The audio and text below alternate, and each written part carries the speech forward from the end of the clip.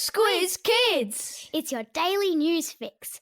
Fun, free, fresh.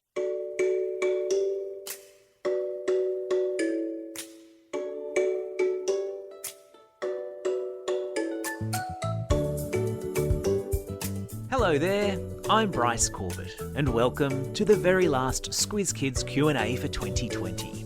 A very special, festive Q&A for which we've managed to secure none other than Sugar Plum Mary, one of Santa's trusted elves. Now, it's taken lots and lots of letters back and forth to the North Pole to get Sugar Plum Mary. I'm sure I don't need to tell you all that she's very busy at this time of the year, frantically working around the clock to have Santa's sleigh packed and ready for Christmas Eve. It's the biggest month of the year for Santa and his elves, so we're really lucky to have gotten Sugar Plum to join us and answer your questions. And what a lot of questions you all sent in. So many questions. Thank you to each and every Squiz Kid who wrote in. Oh, that will be her now. Right on time. Hello? Hello, is this Squiz Kids? Yes, it is. Is that Sugar Plum Mary from the North Pole? Yes, it is. Thank you so much for joining us. How's the weather up there? Oh, it's freezing. But last night we saw the most glorious collection of shooting stars across the sky.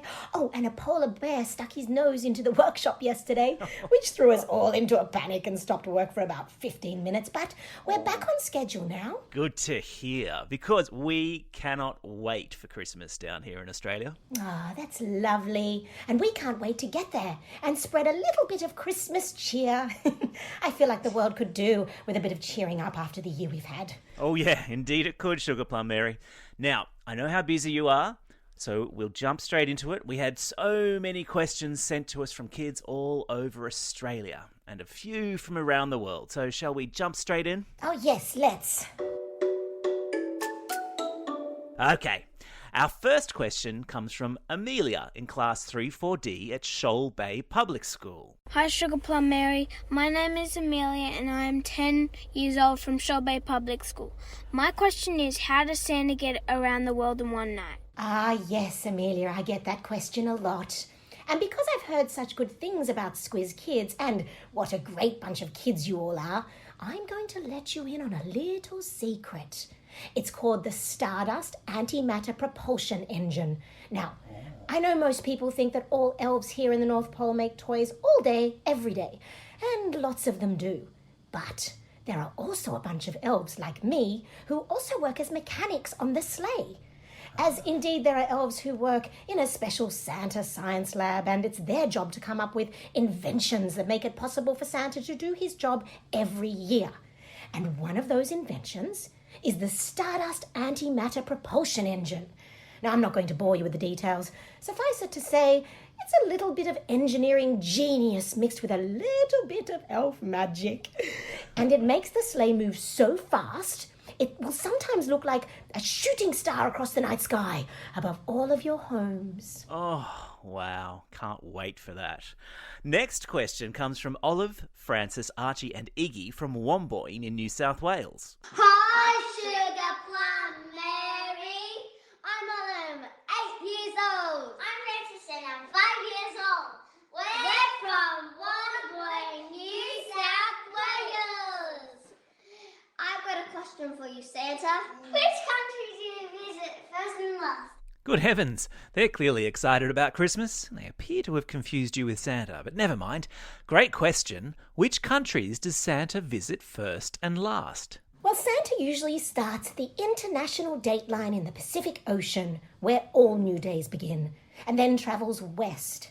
So, historically, Santa visits the South Pacific Island first, then New Zealand and Australia. After that, he shoots up to Japan, over to Asia, across to Africa, and then on to Western Europe, Canada, and the United States, and Central and South America. But keep in mind, Santa's route can be affected by weather, so it's really unpredictable. Oh, good to know. Now here's a question from Anton, who's 7 years old from Jindera in country New South Wales. Hi Sugar Plum Mary, my name is Anton. I'm 7 years old and from Jinder, New South Wales. My question is, who's your favourite reindeer and why? Well, Anton, I don't like to have favourites, but if I was really pushed to, it would have to be Comet, because he's so very charming and he's the most excellent reindeer with kids. So he's always great to have around to make things easygoing, lots of fun and relaxing. Comet. Oh, he sounds good. We'll leave out an extra carrot for Comet this year then. Our next question comes from Claire on Kangaroo Island in South Australia. Hi, Sugar Plum Mary. My name is Claire. I'm 8 years old from Kangaroo Island. And my question is, have you noticed different sorts of wishes from different countries? What an excellent question, Claire. You've put a lot of thought into that question. And the answer is yes. We do see a big difference in the Christmas wishes that come from kids in all different countries. And you know the interesting thing? Those kids who live in countries which are maybe not as rich, or kids who live in families who maybe don't have as much money as families in other countries, tend to be more modest about their Christmas wishes. Instead of asking for 10 toys or the latest PlayStation, they might be content to just get one. And this is what Santa does his best to do each year. Make sure that kids from all countries, no matter how rich or poor, receive a little sprinkling of Christmas joy. Could do with a little bit of Christmas joy down here, I think.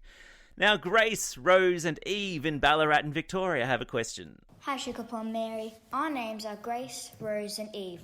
We are 10, 7 and 5 years old from Ballarat, and our question is... Has Christmas ever gone wrong?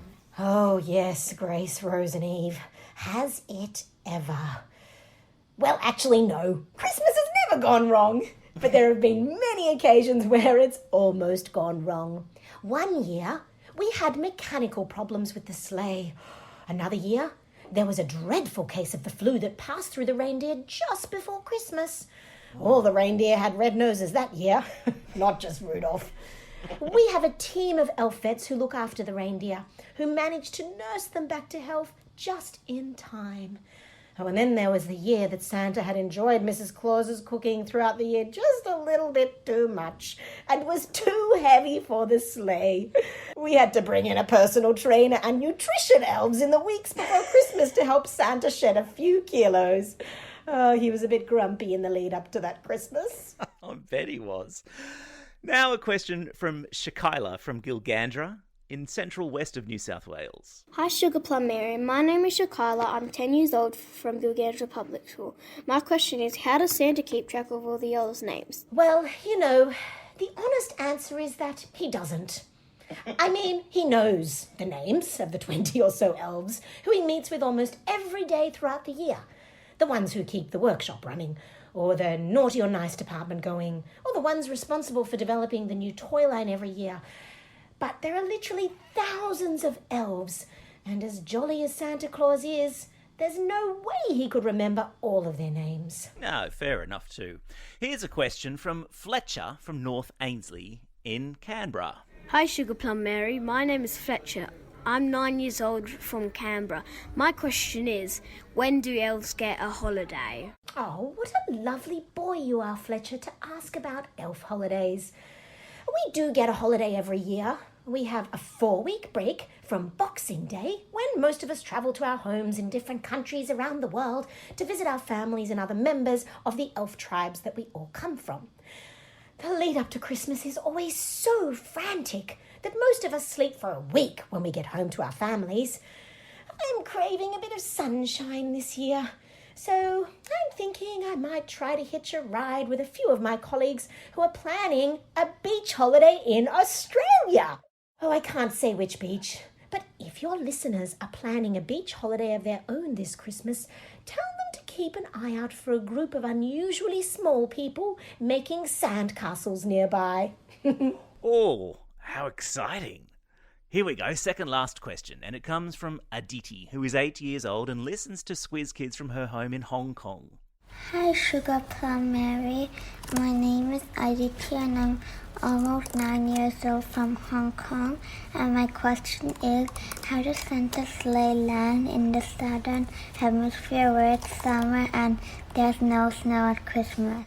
Great question. How does Santa's sleigh land in the southern hemisphere when there's no snow at Christmas?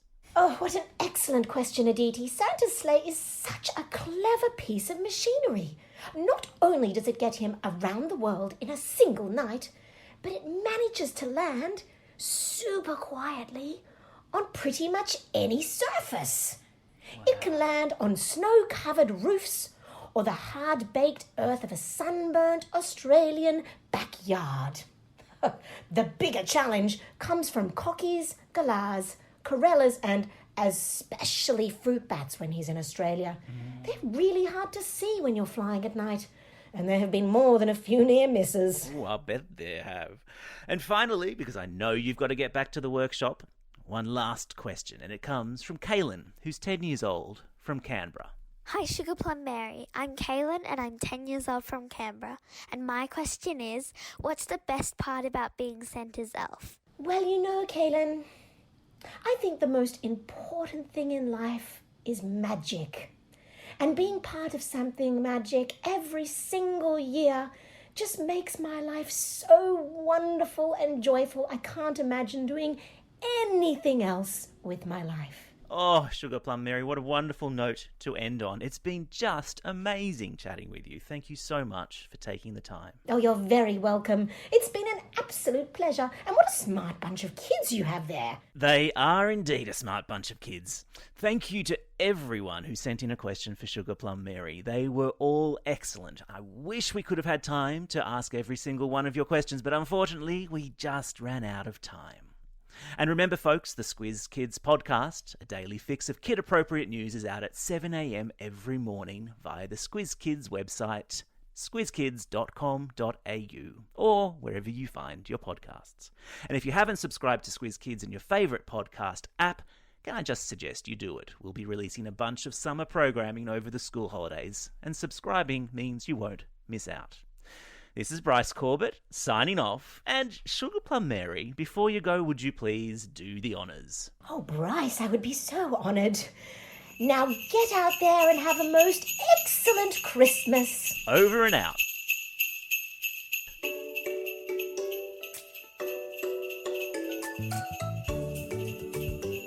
Squiz Kids is proudly supported by the Judith Neilson Institute for Journalism and Ideas.